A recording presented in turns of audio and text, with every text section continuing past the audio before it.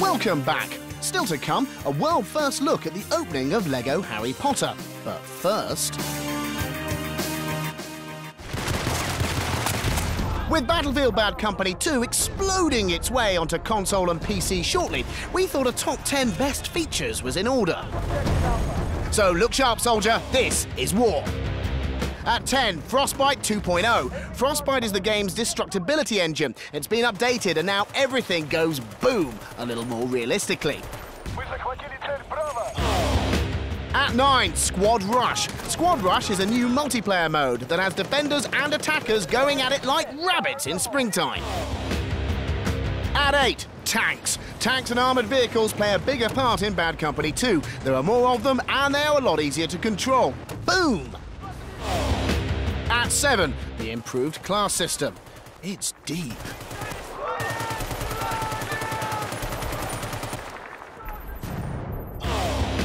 At 6, Medic Shock Me. Defibrillators give the life back to wounded squad members. Revived, my son. At 5, would you look at that chopper? The heavily armed transport helicopter takes squad members straight to the action.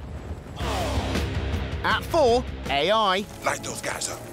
The AI has been enhanced in the campaign mode, allowing more lifelike co-op gameplay. The humour's also been scaled back. Well, it's war, not a pantomime.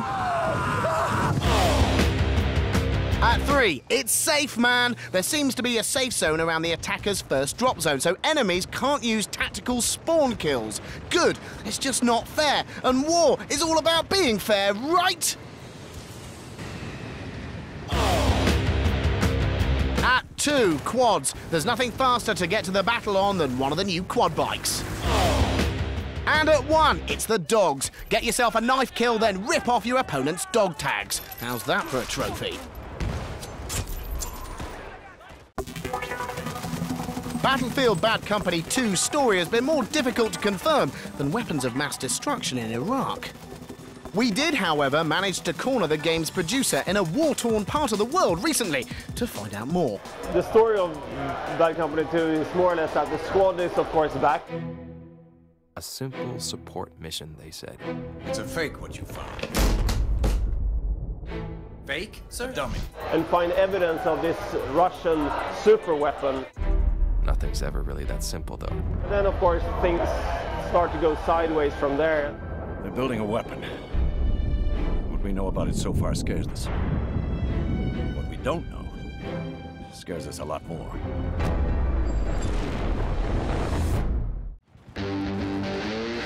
Recently, DICE went live with another public beta test for Battlefield Bad Company 2 on the PC and Xbox 360 and PS3.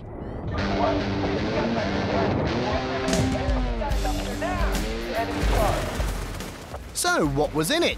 Well, a new map, Port Valdez, and that new Rush multiplayer mode. Rush mode sees 2 opposing teams either defending or attacking tactical positions in a plant-the-bomb style match. Nothing like Counter-Strike then. Port Valdez is a vehicle-heavy map with aircraft, tanks, quad bikes and anti-aircraft vehicles all included. We jumped in for some hands-on experience and got our backsides well and truly spanked by people who've been playing for days. We did, however, love parachuting in as the attacking force. The landing zone is out of bounds to the defenders, so no Barry Pepper-style snipers around to pick us off as we descend. Then it was just all-out carnage.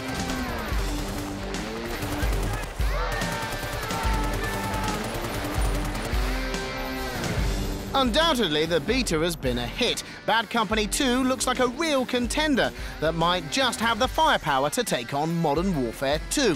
Let battle commence.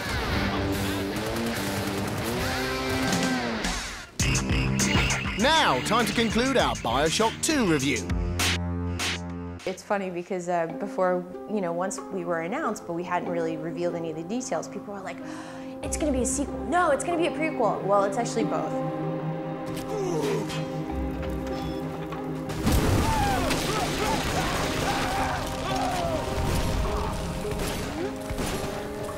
Tough game, huh?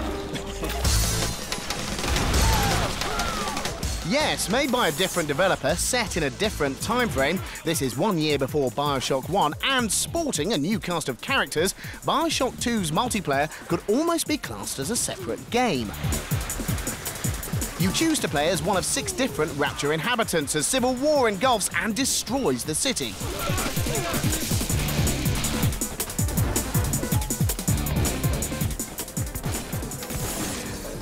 We've got Barbara Johnson, who's a housewife. She wasn't invited to Rapture, her husband was. And now she's stuck under the sea and people are throwing fireballs from their hands. So, you know, she's just trying to survive. We also have Suresh, who is this performer who was working in Fort Frolic with Xander Cohen. Jacob Norris, who is just kind of a welder who was brought in to help build the city. And all have been tricked by an unscrupulous company to take part in a scheme that probably won't be very good for their health. And so this company, Playr Solutions, is advertising a home consumer products rewards program. Congratulations, Mr. or Mrs. Citizen Rapture. You've been approved to join the Playr Solutions team as a product tester in our home consumer rewards program. What that means is they're essentially using you as human guinea pigs. They're giving you plasmids that haven't come to the market yet and are basically trying to make sure that they don't have adverse effects, but they're not telling you that. They're just like, oh, you know, here's your starter kit, and if you use it more and get more Adam, you'll go up to the 2nd rank, and you'll get to the Silver Society. It's this great pyramid scheme. Yes, we thought you'd like the sound of that. But of course, the test plasmids have sent them crazy, loopy, aggressive, angry.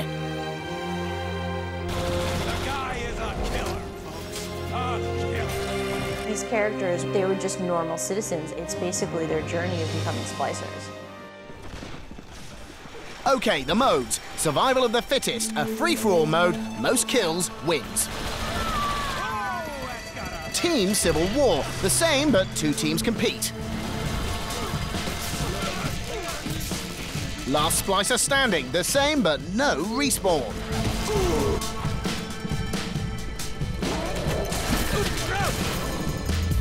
Adam grab. Find and keep hold of the little sister for as long as possible. Team Adam grab. Guess what? And there's a territory mode called Turf War, but our favourite is Capture the Little Sister. It's essentially capture the flag, but it's set within the Rapture fiction, and you're trying to secure the most precious resource, which is the little sister and her Adam.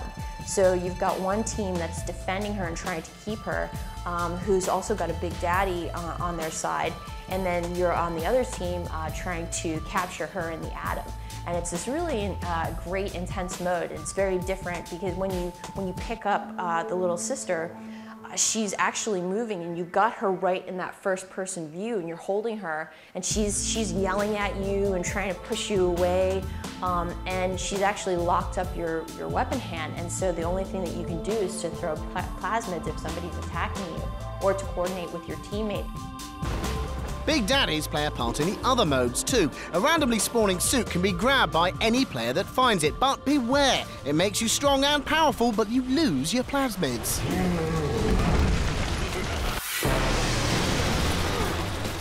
But the thing which makes BioShock 2's multiplayer so exciting is the ability to combine to pull off combos.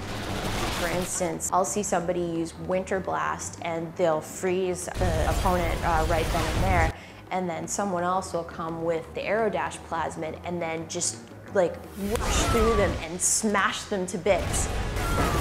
You can do that in single player, but you're doing it by yourself, and so having that opportunity to have those moments come together through different people is just really cool.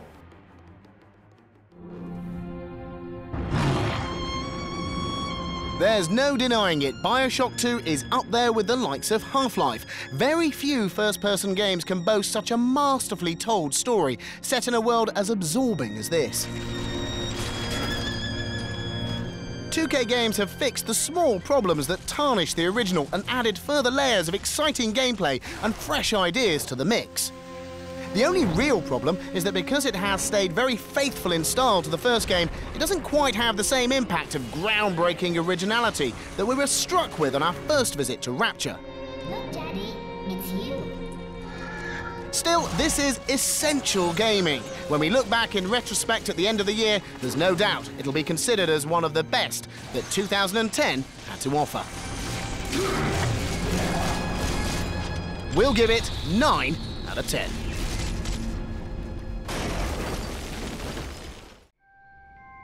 OK, next week we'll have the world's first in-depth look at Lego Harry Potter. Here's a taster. Ta-ra, Muggles. Oh.